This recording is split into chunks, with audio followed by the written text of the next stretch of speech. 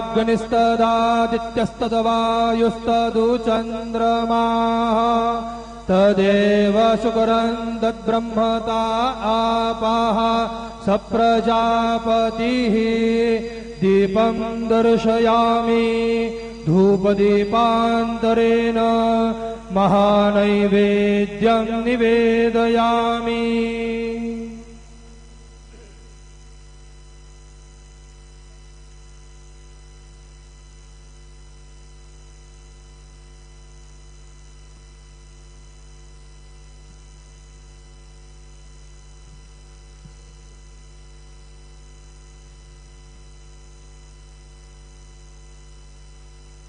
नाभ्या आसीदन्तरिक्षगो शीर्ष्णोद्यौः समवर्तत पद्भ्यां भूमिर्दिशाः श्रोत्रात्तथा लोकान् अकल्पयन्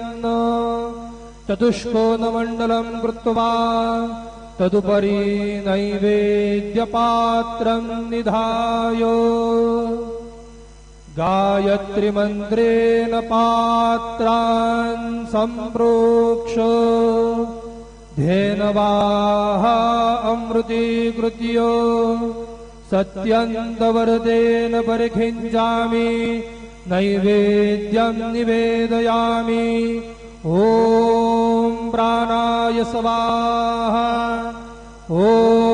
अपानाय स्वाहा ॐ व्यानाय स्वाहा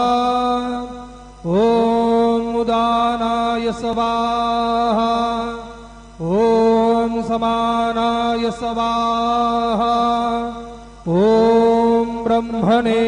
नमः। मध्ये पानीयं समर्पयामि पुनर्नैवेद्यं निवेदयामि। ॐ प्राणाय स्वाहा ॐ अपानाय स्वाहा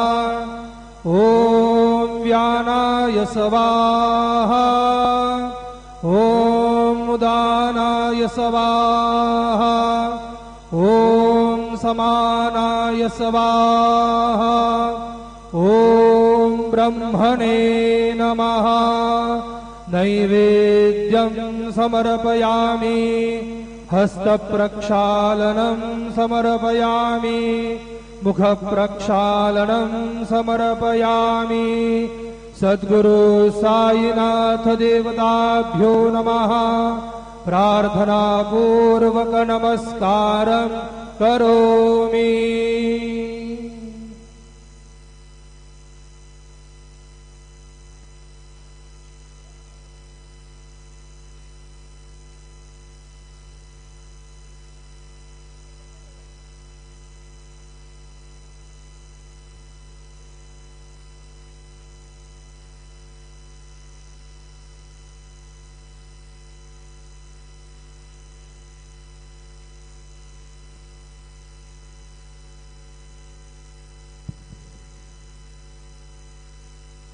आता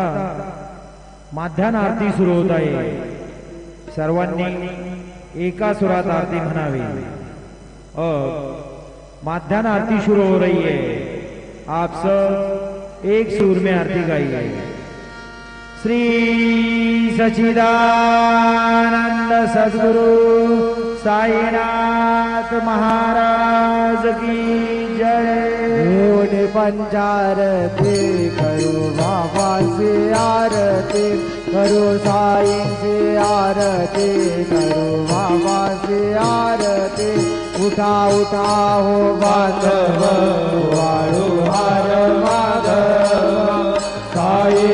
माधव वाळू हार माधव करोनी आस्थिर मन पाहु गंभीर हे ध्यान साईंचे हे ध्यान पाहु गंभीर हे ध्यान। कृष्णनाथा दत्त साई चढो चित्त तुझे पायी चित्त बाबा पायी चढो चित्त तुझे पायी। आरती साई बाबा सौख्य दातार जीवा करण घातली यावा दासा विसावा भक्ता विसावा आरती साई बाबा चालुनी आनंद स्वस्वरूपी राहे दंग तो मोक्ष जनादारी निज डोळा श्रीरंग डोळा श्रीरंग आरती साई बाबा जयामणी जैसा भाव तया तैसा अनुभव जागीसी दया घना ऐसी तुझी ही माव तुझी ही माव आरती साई बाबा तुमचे नाम ध्याता हरे संस्कृती रथा अगाध तव करणे मार्ग राविसी अनाथा राविसी अनाथा आरती साई बाबा कलियुगी अवतार सगुण पर ब्रह्म साचार अवतीर्ण झालासे स्वामी दत्त दिगंबर दत्त दिगंबर आरती साई बाबा आठा दिवसा गुरुवारी भक्त करी तिवारी प्रभु पद पावया कव भय निवारी भय निवारी आरती साई बाबा माझा निज द्रव्य ठेवा तव चरण रज सेवा मागणे हेची आता तुम्हा देवाधिदेवा देवाधिदेवा आरती साई बाबा इच्छित दिनाचातक निर्मल तोय निज सुख काजावे माधवाया सांभाळा आपुरी वाक आपुरी वाक आरती साई बाबा सौख्यदाता जीवा चरणार जगली यावा दासा विसावा भक्ता विसावा आरती साई बाबा जय देव दत्तावधूता हो साई अवधूता जोडून करतव चरणी देवी तो माता जय देव अवधरसी तू एका धर्माचे ग्लानी नास्तिका नाही तो लाविस निज वदनी लाविसी नाना लीला असंख्य रूपानी हरसे दिनांचे तू संकट दिन रजनी जय देव दत्तावधूता हो साई अवधूता जोडून करतव चरणी ठेवी तो माथा जय देव यवन स्वरूपी ऐक्या दर्शन द्वादिदली संशय निर्सुनिया तदवैच्या घालविले गोपी चंदा मंदा त्वांचे उद्धरिले मोमिन वंशे जन्मनि लोकात हरियले जय देव दत्तावधूता साई अवधूता जोडून करतव चरणी ठेवी तो माथा जय देव वेदन तत्वे हिंदू यवनांचा काही दावायासी झाला पुनरपि नरदेही पाहस प्रेमाने तू हिंदू यवनाई दाविसी आत्मत्वाने व्यापक भासाई जय देव दत्तावधूता साई अवधूता जोडून करतव चरणी ठेवी तो माथा जय देव देवा साई नाथ तत्पदनत भावे परमाया मोहित जन मोचन धनिवावे तत्कृपये सकलांचे संकट निरसावे देशील तरी दे त्वजस कृष्णाने गावे जय देव दत्तावधूता साई अवधूता जोडून करतव चरणी ठेवी तो माता जय देव शिर्डी माझे पंढरपूर साई बाबार मावर साई बाबार मावर कृत भक्ती चंद्रभागा भाव कुंडलिक जागा भाव कुंडलिक जागा याहो याहो अवघे जन करू बाबासी वंदन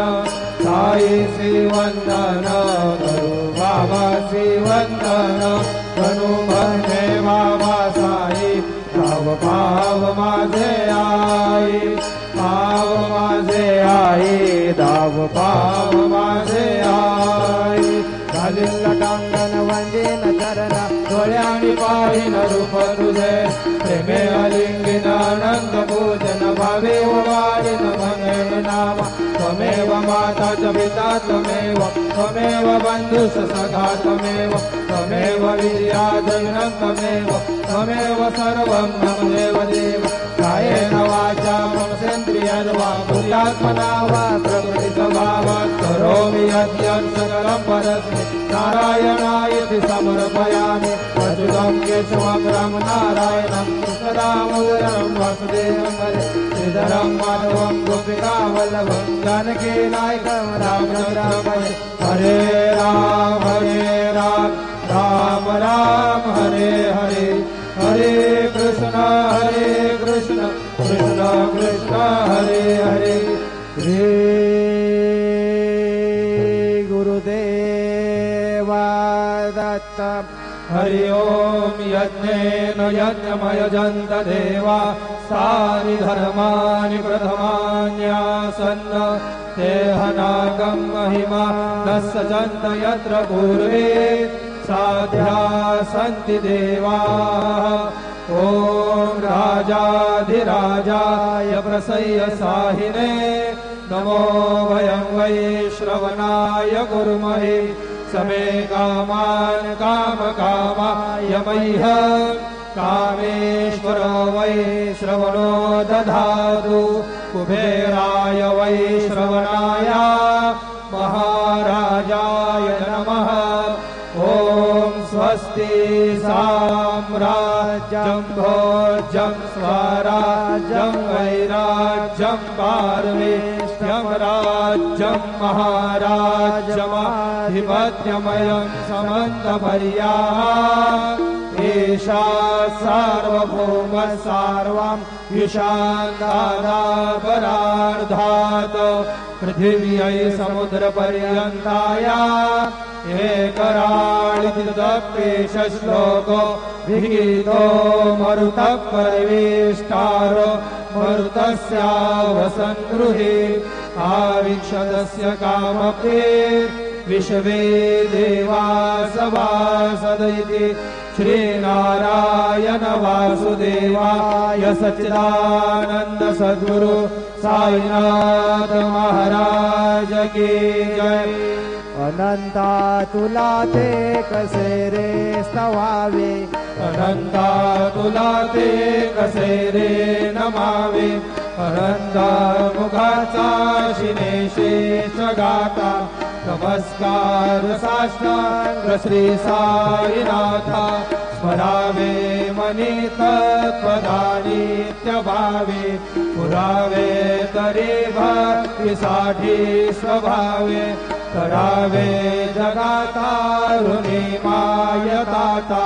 नमस्कार साष्टांग श्री साईनाथा वसे जो सदा गावया संत लीला तिसे अन्य लोका परी जो जनाला परी अंतरी ज्ञान कैवल्य दाता नमस्कार साष्टांग श्री साईनाथा वरालाधला जन्म महामानवाचा करा सार्थका साधनीभूत साचा धरू साई प्रेमा गळाया अहंता नमस्कार साष्टांग श्री साईनाथा करावे करी सान अल्पज्ञवाला करावे अमाधन्य चुंबो निघाला उभी घाल प्रेमे कराग्रास आता नमस्कार साष्टांग श्री साईनाथा सुरादी गजांच्या पदावंदिताती शुभादी गजांते समानत्व देती प्रयागादि तीर्थे पदी नम्र होता नमस्कार साष्टांग श्री साईनाथा तुझ्या ज्या पदा पाहता पवाली सदा रंगलेचे स्वरूपी मिळाली करी रास क्रीडा सवे कृष्णनाथा नमस्कार साष्टांग श्री साईनाथा तुला मागतो मागणे कद्यावे करा जोडितो दीन अत्यंत भावे पही मोहनी राज हातारी आता नमस्कार साष्टांग श्री साईनाथा ऐसा एवा साई दिगंबरा अक्षय रूपावतारा सर्व हि व्यापक तो श्रुतिसारा अनुसयाद्रि कुमारा बाबा एवा काशी स्नान जप प्रतिदिवसे कोल्हापूर वीक्षेसी निर्मल नदी तुंगा जलप्राची निधरा माहुर देशी ऐसा एवा डोले लोंबत सेवाम करे त्रिशूल डमरुधारी भक्ता वरद सदा सुखकारी देशील मुक्तिचारी ऐसा एवा पाये पादुका जपमाला कमंडलो मृगशाला धारण कर शिवा नाग जटा मुकुट शोभतो माथा ऐसा एवा तत्पर तुझ्या या ध्यानी अक्षय ज्यांचे सदनी रक्तमी वास करे दिनरजनी रक्षसी संकट वारुणी ऐसा एवा या परिध्यान तुझे गुरुराया दृश्य करे नयनाया पूर्णानंद सुखे काया लाविसी हरि गुण गाया ऐसा एवा साई दिगंबरा अक्षय रूपावतारा सर्व हि व्यापक तो श्रुतिसारा अनुसयाद्रि कुमारा बाबा एवा सदा सस्वरूपं चिदानन्दकन्दं जगत्सम्भवस्थान संहार हेतुं स्वभक्ते च यामानुषं दर्शयन्तं नमामीश्वरं सद्गुरुं साईनाथं भवद्वान्तविधुवं समार्थण्डमीड्यं मनोवागतेतं निर्ध्यानगम्यं जगद्व्यापकं निर्मलं निर्गुणद्वां नमामीश्वरं सद्गुरुं साईनाथं भवाम्भोधिमग्नार्दितानां जनानां पदादाश्रितानां सभक्ति प्रियाणां समुद्धारणार्थं कलौ सङ्गवन्तं नमामीश्वरं सद्गुरुं साईनाथं सदा निम्बवृक्षस्य मूलादिवासा सुधास्रा विनन्ति तमप्यप्रियन्तं करुकल्पवृक्षादिकं साधयन्तं नमामीश्वरं सद्गुरुं साईनाथं सदा कल्पवृक्षस्य तस्यादिमूले भवद्भावबुद्ध्या सबर्यादिसेवा गुणाकुर्वतां मुक्तिप्रदन्तं नमामीश्वरं सद्गुरुं साईनाथम् अनेकाश्रुतातर्कलीलाविलासे समाविष्कृतेशानभास्वत्प्रभावम् अहं भावहीनं प्रसन्नात्मभावं नमामीश्वरं सद्गुरुं साईनाथम् सदा विश्रमाराममेवाभिरामं सदा सज्जनैः संस्तुतं सन्नमत्ति जनामोदं भक्तभद्रं प्रदत्तं नमामीश्वरं सद्गुरुं साईनाथम् अजन्मादमेकं परब्रह्म साक्षात् स्वयं सम्भवमराममेवावतीर्णं भवद्दर्शनासं पुनीतो प्रभोऽहं नमामीश्वरं सद्गुरुं साईनाथम् श्री साई च कृपानिधे किल नृणां सर्वार्थसिद्धप्रद युष्मत्पादरज प्रभावमतुलं धातापि वक्ता क्षमः सद्भक्त्या शरणं कृताञ्जलिपुट सम्प्रापितोऽस्मि प्रभो श्रीमत्साई परेश पादकमला न्यान्यच्छरण्यं मम साई रूपधर राघवोत्तम भक्तकामविमुदद्रुमं प्रभो माययोपहत चित्तशुद्धये चिन्तयाम्यहर्निशं मुदा सरस्सुधांशु प्रतिमं प्रकाश कृपादपत्रं तव साईनाथ त्वदीयपादाब्जसमाश्रितानां स्वच्छाययाता मम पाकरोतु उपासनादयेव साईनाथ तवैर्मयोपासनिनास्त्वस्व रमेण नोम्येतव पादयुग्मे भृङ्गयताब्जे मकरन्दलुब्धः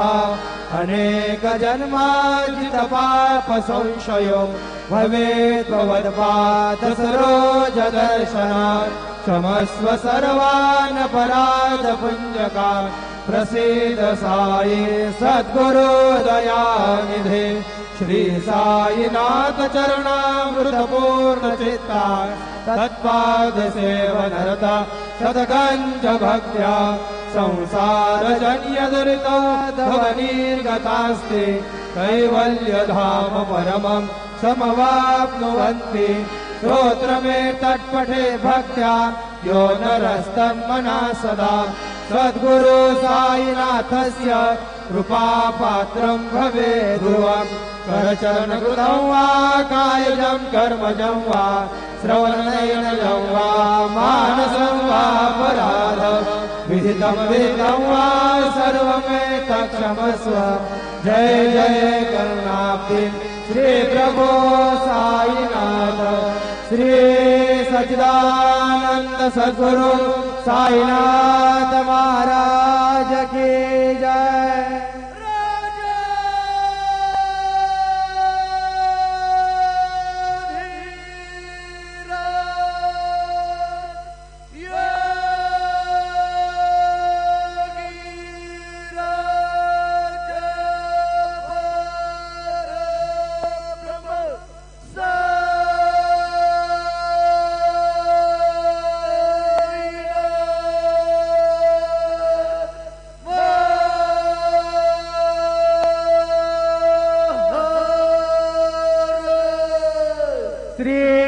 सच्चिदानंद सद्गुरु साईनाथ महाराज की जय।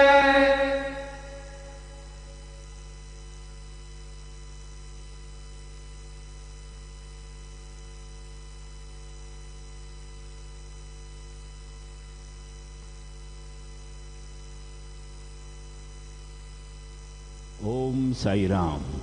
सर्व साई भक्तांना कळविण्यात येते की श्रींचे दर्शनानंतर उदीप्रसाद काउंटरजवळ श्रींचे महाप्रसाद भोजनाकरिता टोकन म्हणजेच कुपन देण्यात येणार आहे। तरी सर्व श्री साई भक्तांनी सदर टोकन किंवा कुपन घेऊनच श्रींचे महाप्रसाद भोजनाकरिता श्री साई प्रसादालयात जाण्याचे करावे ही नम्र विनंती। ओम साईराम। सभी साईं भक्तों से निवेदन है कि साईं बाबा जी के दर्शन के बाद उदी प्रसाद काउंटर के पास साईं बाबा जी के महाप्रसाद भोजन का टोकन या कूपन दिया जाएगा। सभी साईं भक्तों से निवेदन है कि यह टोकन लेकर ही श्री साईं बाबा के महाप्रसाद भोजन के लिए श्री साईं प्रसादालय में जाने की कृपा करें। ओम साई राम। ओम Sai Ram. All Sai devotees, please note that after darshan, Prasad meals coupon will be distributed near Udi Prasad counter. All Sai devotees are requested to collect coupon and then proceed to Prasadalaya to have Prasad meals. Om Sai Ram.